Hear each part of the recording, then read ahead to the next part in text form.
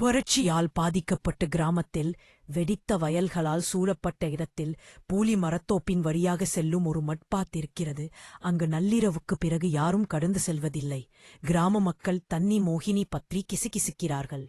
மிகவும் வெப்பமான இரவுகளில் கிணறுகள் கூட முற்றிலும் வறண்டு போகும்போது ஆண்கள் சொல்கிறார்கள், ஒரு அழகான பெண் டைட் ரெட் பிளவுஸ் மற்றும் ஈரமான ஹாஃப் சாரி உடன் பிராஸ் பாத்தை வைத்துக் கொண்டு தோன்றுவாள்.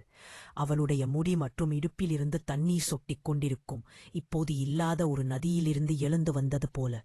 தாகத்தால் வாடிய முட்டாள்கள் தண்ணீர் சலசலக்கும் சத்தத்தையும் அவனுடைய இடுப்பின் அசைவுகளையும் பின்தொடர்ந்து இருள் சூழ்ந்த மரங்களுக்குள் ஆழமாக செல்கிறார்கள்.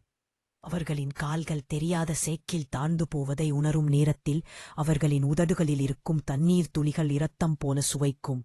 அவள் திரும்புகிறாள். கண்கள் குழிவாக, பற்கள் நீளமாக, பாட் நிறைய புழுக்கள் மற்றும் உடைந்த நகங்களால் நிரம்பியிருக்கும். சில நாட்களுக்குப் பிறகு அவர்கள் அந்த மனிதனை பூலிமர வேர்களுக்கு இடையில் பாதி புதைந்த நிலையில் கண்டுபிடிப்பார்கள்.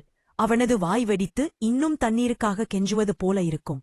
மற்றும் கிராம கோவிலின் பிராஸ் பாட்டில் ஒரு புதிய கீறல் தோன்றும். மோகினியின் தாகப்பட்டியலில் அவனது பெயர் சேர்க்கப்பட்டது.